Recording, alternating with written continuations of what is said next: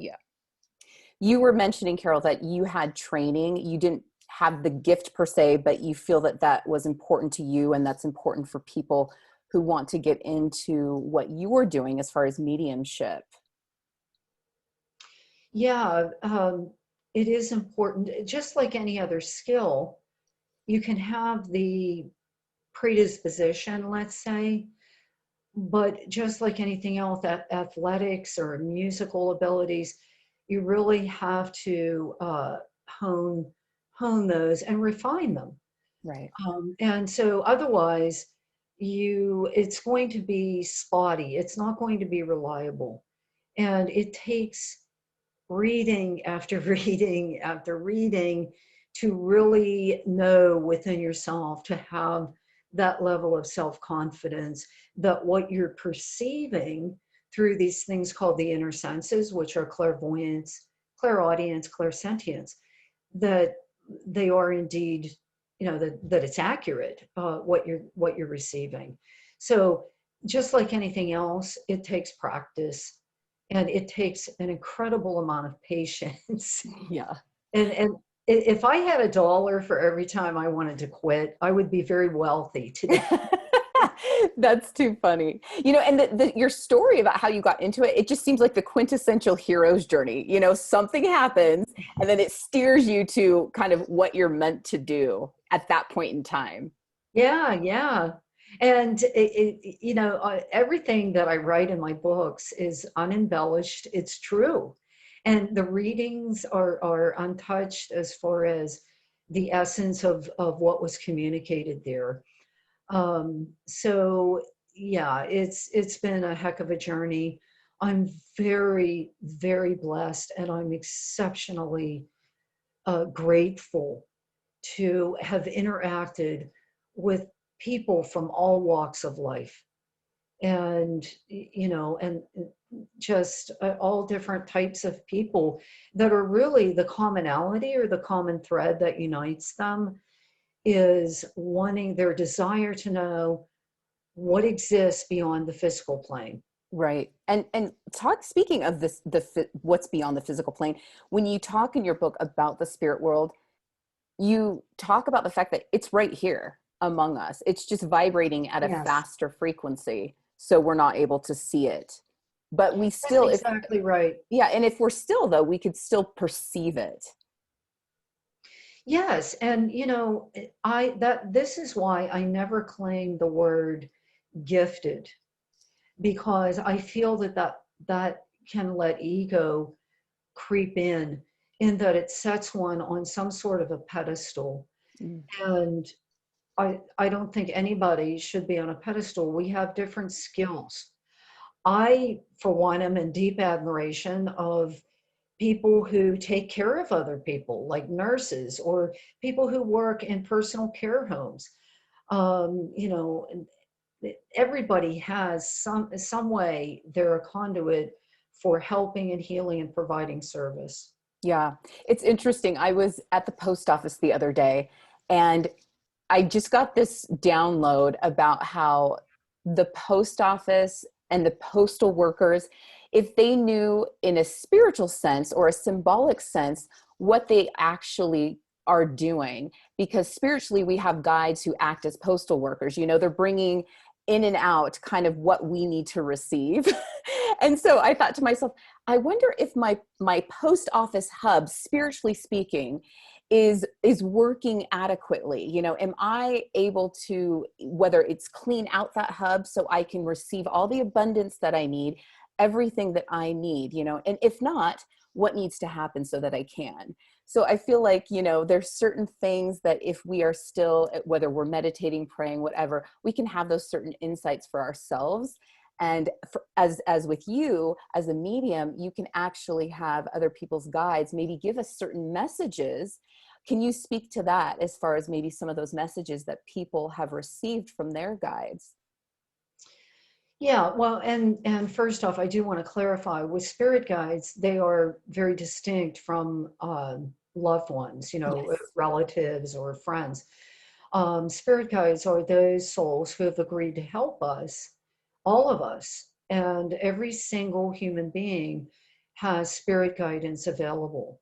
Now, there are different groups of spirit guides based upon what they're doing. So, for example, there are guides who deal specifically with healing, and some of them, and this sounds really, I don't know, maybe to some people outlandish, but I can tell you it isn't. In that, for example, there might be some individuals who were physicians, doctors, when they were here on the earth plane, that are carrying on that work in the spirit world.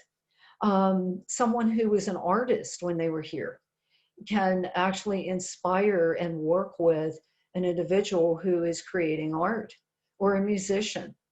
So we all have spirit guides who are helping us based on what our divine life purpose, what we're doing here.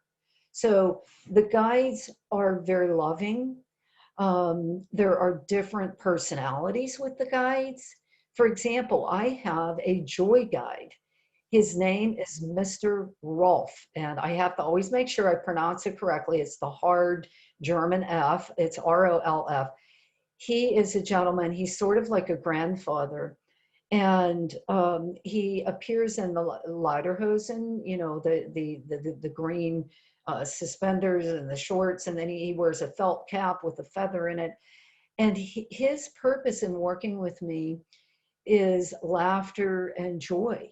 And he will actually, when I do a lot of group mediumship in better times before COVID. I was doing a lot of groups, and I love gallery mediumship or group mediumship. Sometimes Mr. Rolf will come in and lighten things up with some humor. He'll inspire me with humor. You know, we all need that. There are guides who specialize in teaching, for example. So they will inspire those who are teachers, scientists.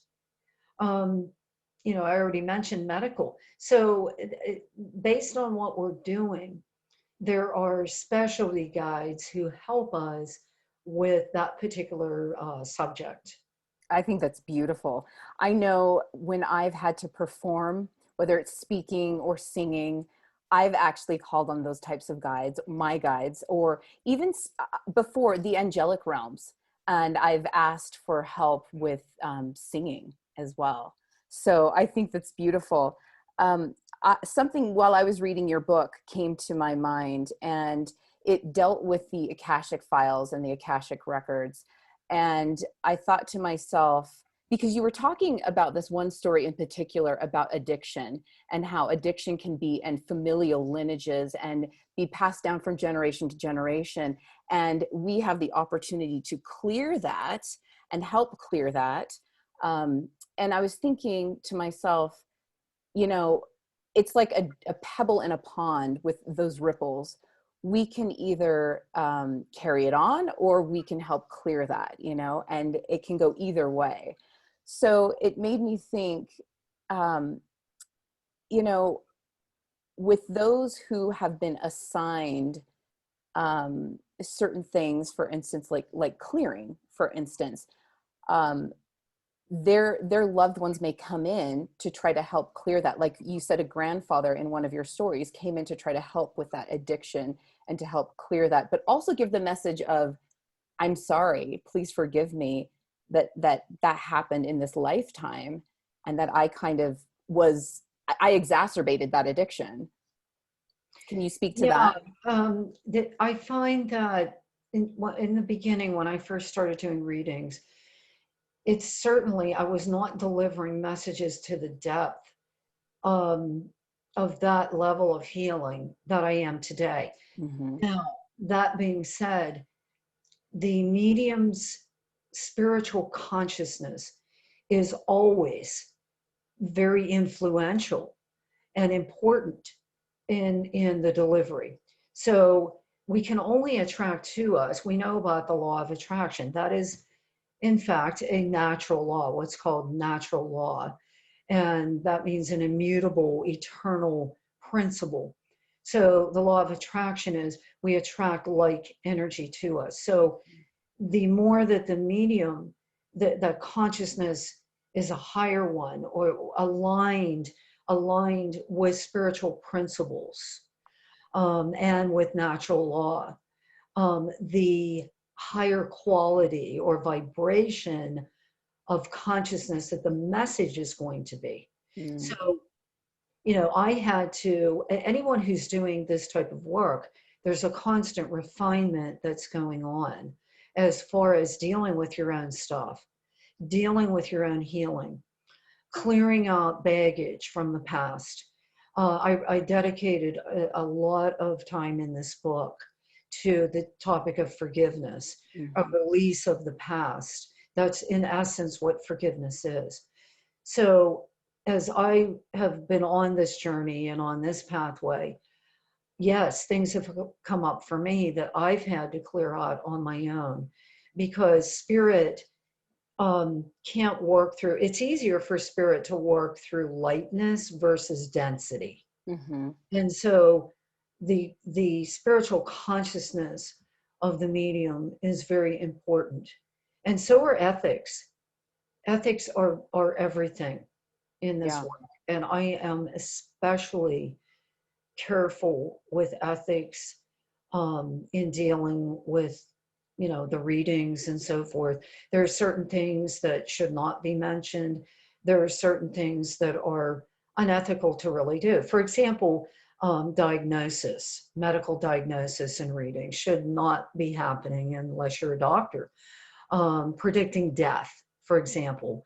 I would say to listeners, if you're getting that in readings, you should, if you go to somebody who does that, you run away because that really is not ethical to do. Um, so, yeah, spirituality is everything with this. Now, you can receive mediumship without one iota of spiritual consciousness, but I guarantee you that the depth of healing is not going to be there, or be as profound. Mhm. And these generational patterns with trauma, with addiction, with things that generally, I mean, issues that have not been addressed in previous generations. Yes, I emphasize a lot of that in this book because there's been multiple sessions in which I've dealt with that with people. And sometimes many generations of pain can, be opened up for that person that's receiving that. And again, that's not me doing that. That's all healing emanates from spirit. My word for the God energy is spirit with a capital S, as opposed to the small s, meaning an individual soul. Right. That's wonderful. I just found the text that I sent to my divine counterpart. I said, as I'm reading Carole Obley's book, this thought occurred to me: are we unconsciously carrying out other people's problems, traumas in our lives who may be part of our familial lineage? Or, for instance, we can pick up the trauma of the unconscious collective thinking it's our own, which can affect our mood or energy. And I think sometimes we might have to stop and ask the question, is this ours? Is this from familial lineage, or is this the unconscious collective? And then from there, start from there. What are your Yes. thoughts on that? Yes. Well, what I've observed is through many years of doing this work, and I'm coming up on about 25 years of doing this, um, and I'm still learning and growing. In no way am I, learning and growing, and evolution never stops for any of us, even in between lifetimes. I stress that in this book too. So it's important that people don't, the reactive mind, as you were saying, you know, when I react, or I'm playing out these scripts that have been there for generations, and it's kind of like it becomes robotic. And sometimes people don't realize, and then they wake up one day and they go, why are my relationships such a mess? Or why have there been two suicides in my family?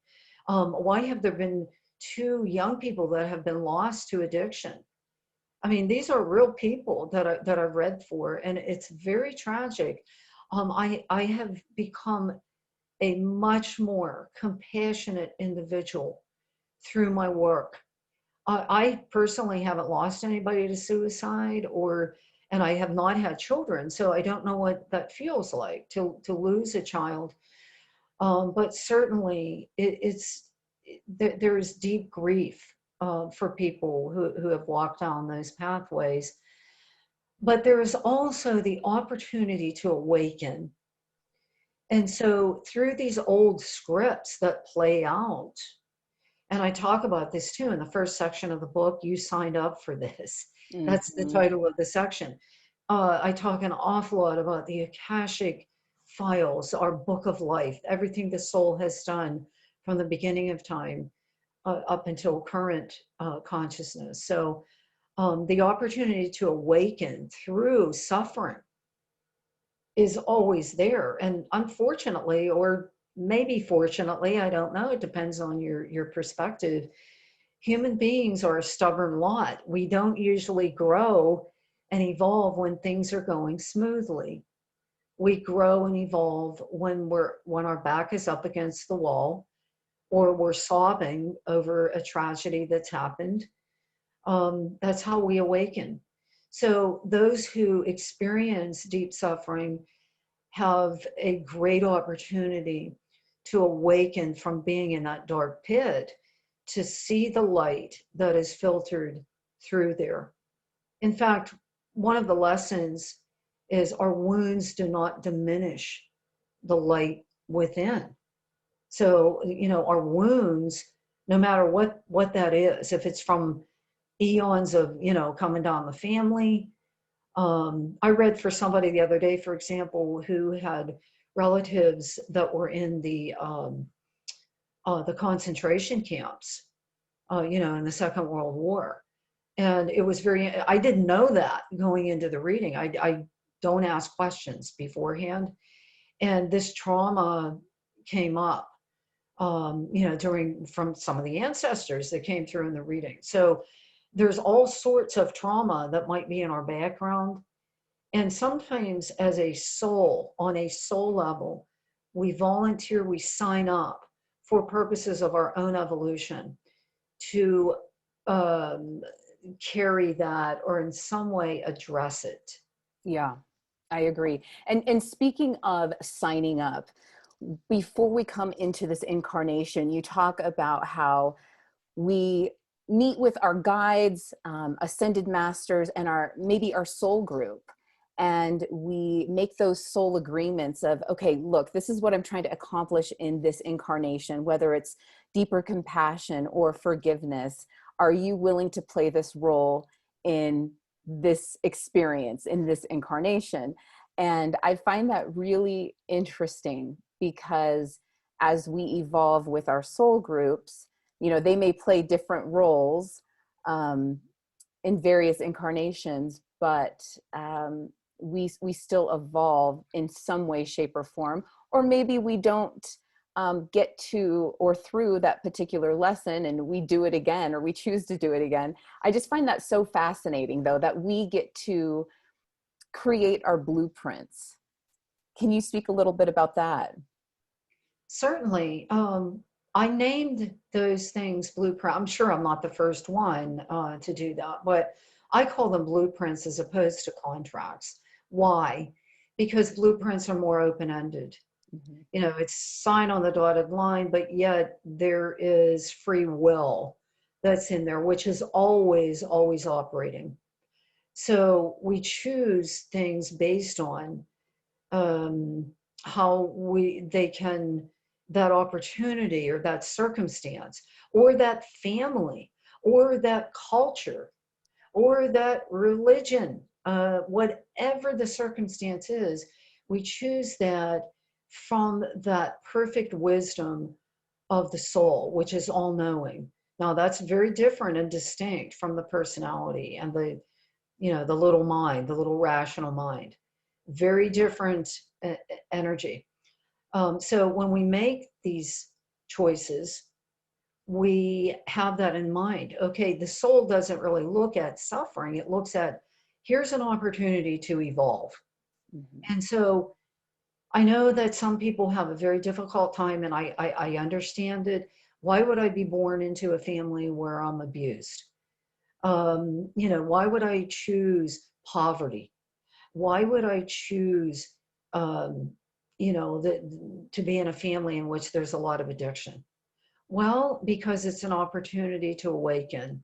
Mhm. And as I said before, and I'm sure a lot of people agree, when things are going fine, we kind of settle into our niche and we don't really look and go, oh yeah, okay, I gotta learn that. It's just, well, I want to stay where I'm at, and I want to keep doing what I'm doing. But yet things that hurt, I don't know how else to put it, things that hurt are very compelling, for us to move. And so it comes up right in front of our face.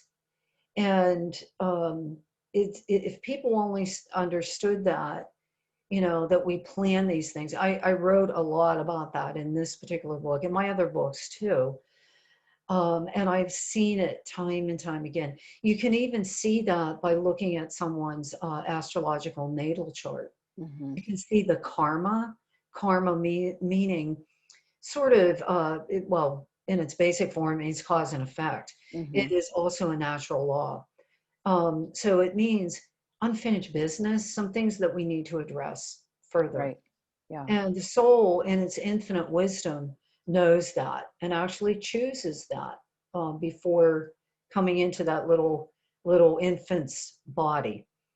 Right. Yeah. And That's then as we beautiful. play out life, there's all of those things come up, or we're magnetically drawn to certain people through soul groups, magnetic attraction.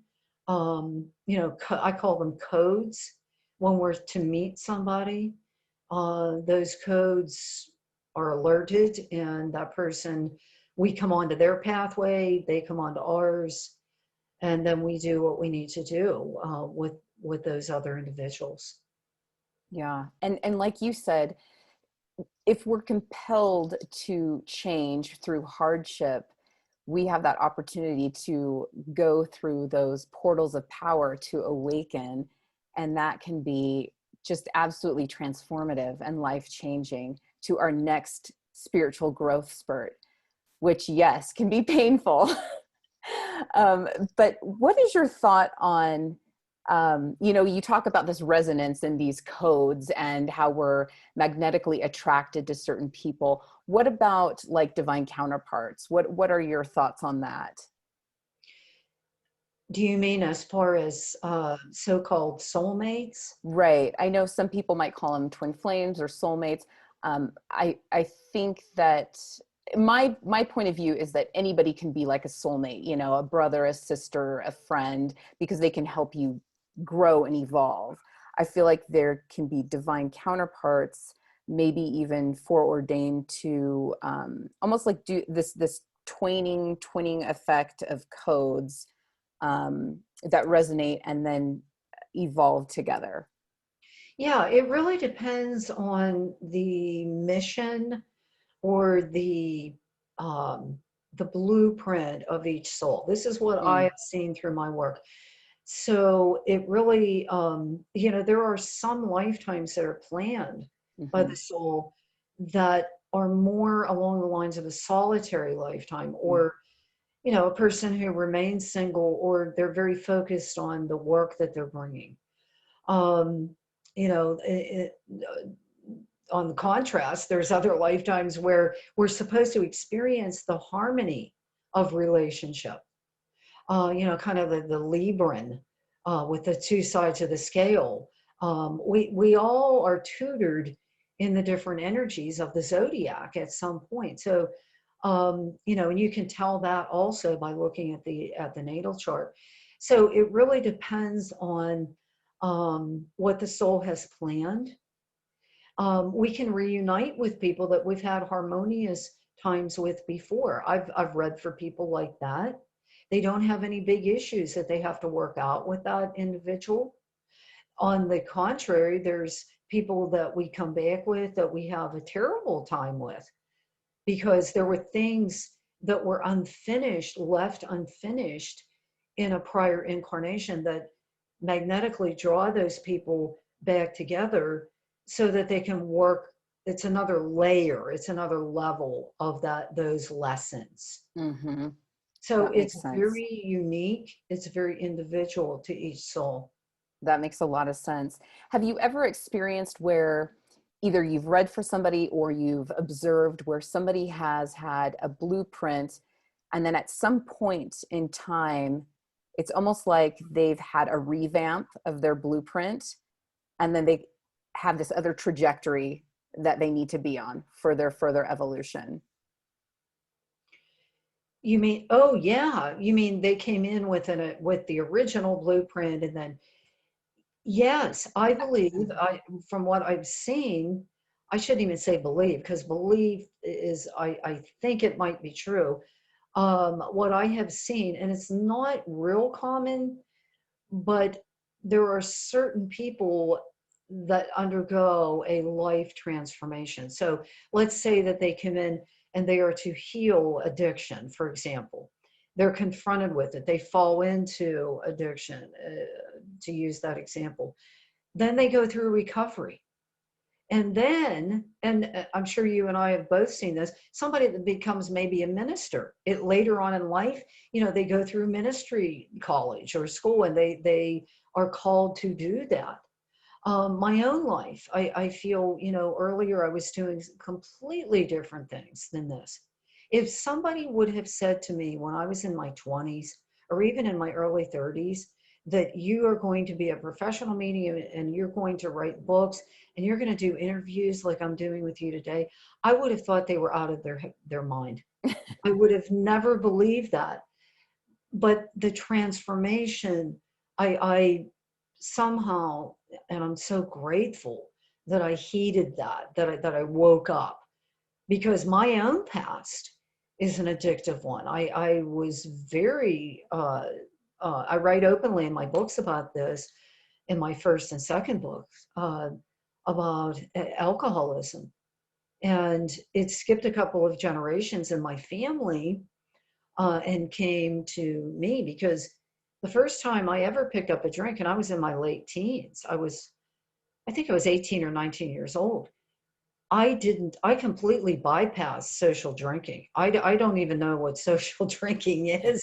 I mean, it was almost like it was waiting to happen for me, genetically or something. So, went through a 12-step program and intensive therapy and so forth, for many, many years.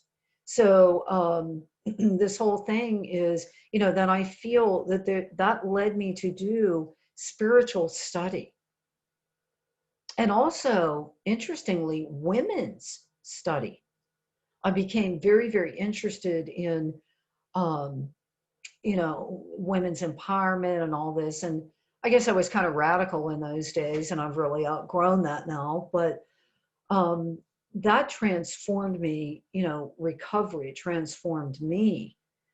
It totally took me off the path. And then the fire was sort of like that lightning bolt Mm-hmm. that came down in the tarot. In the tarot cards, the Tower card that just Yes. said Yes. boom, like the strike of lightning, and you're off this pathway. Yeah. I mean, that's truly how life changing that fire was for me. Wow. So that makes a lot of sense where you can either overcome something that was in your original blueprint instead of succumb to it. And then it's like a reset, so to speak. Or I've also heard something where it's like a walk-in. Have you heard of that? And then it's like they Yeah, then take over the rest of the contract or the blueprint. What are your thoughts yeah. on that? I have no experience with that, so I Okay. really can't speak to it. Mm-hmm. I've read about it, but yeah, I have no direct experience of that. It could be true, it could not be true. Mm-hmm. I only write about and speak about what I have personally experienced. That is because I really have a mission to bring integrity to this work. I know it's been, I mean, there's been, let's face it, a lot of skepticism in my field. And yes, there are illegitimate people working in the field. They won't last long, I guarantee that, because I will tell you that the vast majority of clients that are drawn to have been drawn to me over the years have been drawn to me through referencing. And so, I always say, I joke and I say, I could say, I take out a $10,000 billboard on the highway and it wouldn't do for me what referencing has done as far as clients coming for readings. So, and, in my books, especially in my second book, I'm Still With You, I really recommend that people find someone through referencing. Talk to your family, talk to friends. If you're interested in getting a good reading, who have they gone to? Who would Mm-hmm. they recommend? Sometimes on social media, you can find that as well. That's a good I know point. that my name has been brought up numerous times on social media, and I kind of always hold my breath when somebody tagged me, and I'm like, oh no, what, yeah, what am I being tagged for this time? Thankfully, it's been mostly positive. So, um, yeah, advertising in this field really does not work. Hmm. Well, I mean, books are good because a lot of people have contacted me through reading my books, Right. and so that is another pathway too. Yeah. I Um, like how in this book you talk about how the continuation of our growth and spiritual evolution continues even after death. I remember you brought up this one story of a gentleman who was atheist in his life, but then he passes and he comes back to his wife in one of your readings and says, okay, you were right, there is life after death. And yeah. so, we're constantly evolving and learning. And so I think that's a beautiful concept to understand. And I just think that there's also repairs that are done in the spirit world to trauma and wounding. And there's that life review where we can say, okay, maybe we didn't do so well in this area, but we still have the opportunity to grow and rectify certain things. What are your thoughts on some of the readings you've done like that? Well, the one that you referenced with the atheist gentleman, true story, true story. And it's interesting because when the spirit people come in, I can feel, not all the time, but a lot of times, their personality. Mhm. And with this particular spirit, I felt this sort of distance with him. Like I didn't feel this welcoming or, a warm, fuzzy kind of personality or, an outgoing thing. He came through to me as a very rational. And interestingly, in that reading, he showed me a clairvoyant image of a stack of books. So that was indicative also of his personality. When he was here, he did a lot of reading. And so he was showing that as, a piece of evidence of his personality. But interestingly, Jody, what happened was the his wife, who I was doing the reading for, when he was here, they used to sort of discuss that about the afterlife. And she was on the edge too. And the first time that I read for her, she told me, I never was into this. I was more rational. And then this gentleman had passed very quickly. I mean, he had a massive heart attack and he was gone. And she was absolutely devastated. This was sort of the love of her life, type of relationship. So yeah, I mean, it's very interesting. Even I become an observer in the readings too when I have that sort of thing. So that's something too. The first lesson that I talk about, the wisdom that I'm talking about, the very first lesson is there is an afterlife. So that seems very simplistic and okay, well, big news, front page news. But there are people who uh, are still on the edge about that. what is waiting for me when I leave this physical body? And, there's one thing I want to communicate to people when I try to do this in all media that I do and in my books. There's no reason to be afraid. Yeah. And that applies to both physical life and life after we leave here. Hmm. Because fear is, I'm a student of A Course in Miracles, and that's a channeled text. Yeah. And this is my third time now I'm doing the lesson per day because there's so much in that text. It's very simply written, but it's very deep. It's very profound. Very. And it talks about love and fear, and that's all there is. So we have the essence of love, and we're not talking about romantic love. We're talking about the very glue of the universe, what you are made of, what I'm made of, what every tree and flower is made of, and what every living being emanates. So then there's fear. And so fear can hold us and it can paralyze us. And if there's one thing that I've learned through doing mediumship, there is absolutely no need to fear death. It is a transition. It is as natural as breathing. It is nothing at all to be afraid of.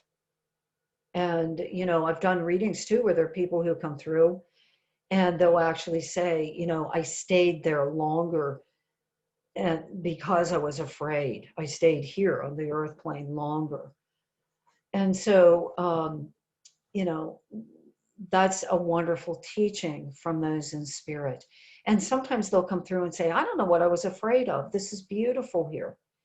And I'm at peace and I'm out of pain. And I've reunited with all of my relatives. In many of my readings, I will give names. That names are very common in my readings. That, this particular loved one came to get your mom. This particular loved one came to get your son.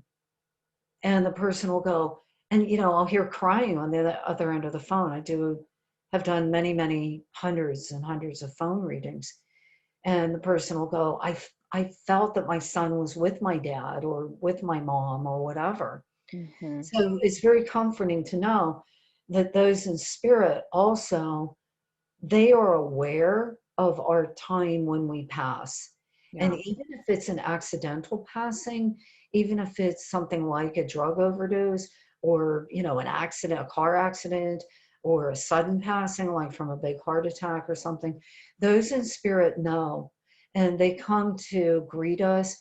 And the other thing, Jody, that's really interesting, relatives will come to help us adjust. Mm-hmm. They want to help us adjust to being in a place that's very much lighter, consciousness wise or density wise than the physical plane. Mm-hmm. And there's an acclimation or adjustment that goes on when we cross over. I think I've that's personally seen that. yeah, I think that's an important point to internalize, that we don't need to fear, that there are family guides to help us transition and to help us acclimate. I think those are beautiful points that you make, Carole. One other thing that I'd really like for you to touch upon, which I think is important for a lot of people who may cause them to fear, especially if they have relatives who have succumbed to suicide. I actually have a stepmom whose grandson recently passed because of suicide. And it was really just sudden and tragic and very disheartening for her. But I like how in the book you talk about how there's still so much love surrounding these souls. And there's almost like a reset for them. They also realize, that this is what they signed up for certain reasons. And that it's not like all is lost at all. This is just part of their blueprint. So if you could speak on that, that would be wonderful. Well, I don't know if suicide per se is part of a blueprint. I Okay. believe it is a choice. Okay. Um, However, perhaps the circumstances perhaps a mental illness, imbalance, addiction, depression, these circumstances perhaps that led that person to make that choice may be part of the blueprint. Now, the person makes that choice because they feel very overwhelmed. Mm-hmm. There are souls who are very courageous souls that bite off a lot of karma to deal with in any given lifetime. And sometimes they become very overwhelmed. So, because we know that there is no such thing as death and of consciousness, and because it's pure energy, like my favorite character in Star Trek, Mr. Spock, says, pure energy. That's really what we are. Um, there is always, always healing available for any soul. No soul is ever lost. And I have personally seen, and in my second book, I wrote extensively about what happens after we die. So I take the reader through that whole journey. There are helping spirits that are there. They are specially trained. We were talking about spirit guides earlier. These helping spirits are sort of counselors. That's their job, so to speak, in the spirit world. They will actually help souls that have passed, by suicide, or souls that didn't even believe in an afterlife, and they're kind of walking around and going, where am I? Why is my body there and I'm here? I don't understand. They will actually help those souls. So the one thing that people need to understand is there must be the free will of that soul to be being engaged with wanting help. Mm-hmm. Now, that being said, are there lower levels of the spirit world that are relatively dark? Absolutely. And they are relatively dark, meaning in terms of light, and they are barren. They are kind of actually ugly and desolate. Why would that be? Because they have actually been created by the consciousness of the inhabitants Mm.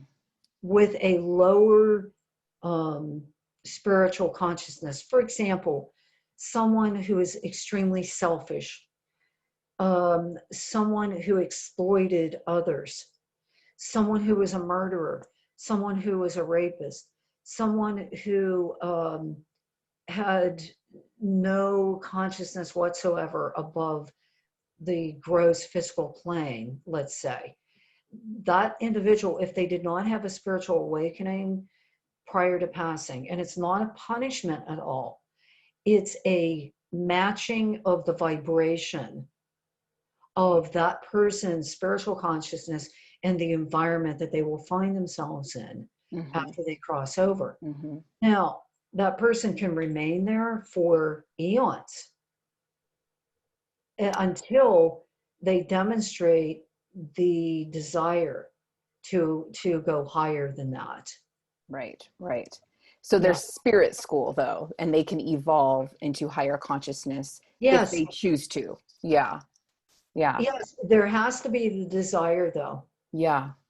Such a And good so point. it's kind of like I use the analogy of if somebody that's here is really in need of psychological counseling. And everybody keeps saying to them, you could really benefit from going to counseling, or you could really benefit from going through rehab for drug addiction. But the person keeps going, nope, nope, nope, nope. You, that person is going to continue to stay in that state. Right. It's the same way in the spirit world. Yeah. The adage, you can lead a horse to water. That just came into my mind. So you and I are in the same wavelength. Yes. A couple more things I'd like you to touch upon, if you would. Karma, because there's this thought that star seeds come in without karma. Now, that same theory is you can create karma once you're here, but they may not come in with karma. The other is that, you know, you come in with karma from various lifetimes, like unfinished business because of the cause and effect, and then you have the opportunities to clear it. What are your thoughts on that? I personally have never met a person that does not have some karma. Now, there are the ascended masters, of which Jesus, Buddha, Krishna, and many, many others, including the saints in the Catholic faith, that do not have to come back here. That's why they're called ascended. So Mhm. they've balanced and healed all karma. The angelic kingdom has never been here in a physical form. They are direct rays of consciousness from the divine. They are very tuned into helping humankind. So I personally have not talked with a human being who that has no karma. What I have always seen are people on various um, pathways or the continuum. If we say here's point A, here's point Z of karmic balancing. I've talked with many different, people on different aspects of that continuum. So, it really depends on the individual soul. I have never met anyone who, or maybe I have, that I didn't know, but and I wasn't conscious of. But I have never met personally, that to my knowledge, anyone who didn't have some form of karma. And I always kind of chuckle when I hear people go, I'm not coming back here. So I don't know. I mean, this plane affords opportunity in density and duality that other planes do not have. Mhm. So that's why we come here. And the singular reason that we come here, in my humble experience, has been to evolve and grow spiritually. There's really no other purpose here. Now, I know that there's people who are existentialists who believe there is no purpose, that we're just like, a seed that's been planted here. We evolved from the ocean or whatever. We're just a life form. And when we're done, we're done. I really beg to differ with that. There is always divine purpose, and it is evolution Mhm. on some level. Yeah. So interesting. Now, as far as your book, is there one overarching theme that you would like to disseminate to the audience for Guided? I mean, I know there's just so many beautiful gems packed into that book. I mean, so much love and forgiveness from the other side coming in. But is there just something that you would like to close with for everybody? Yeah, I think it's that, the, the entire world the past year. Um, and I want to make this very relevant to what everybody's gone through.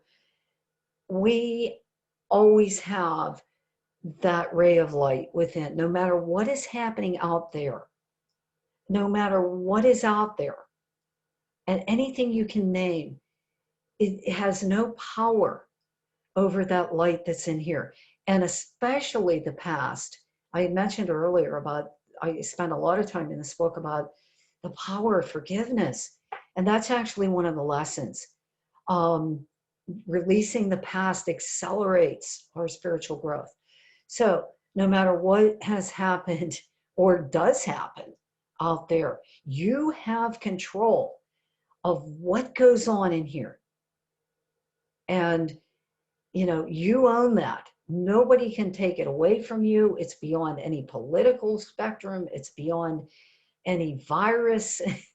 It's who you are, that is eternal, eternal, that will never be extinguished.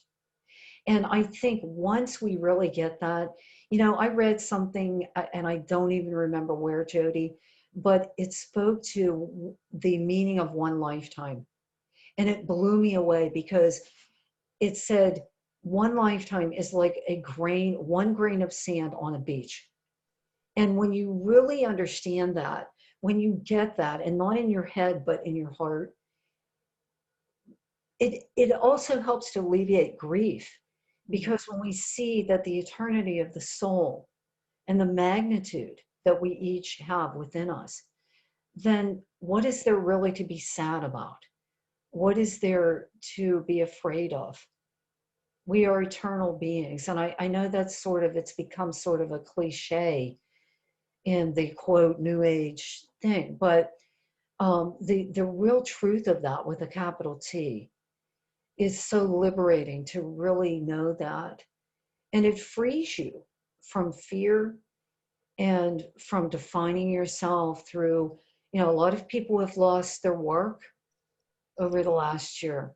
A lot of people are afraid and what's going to happen next. And, um, so I want to leave people with that of knowing that when one door closes, the proverb, another door opens. You have that eternity. It's not out there somewhere, it's within you. I love that. That is so beautiful.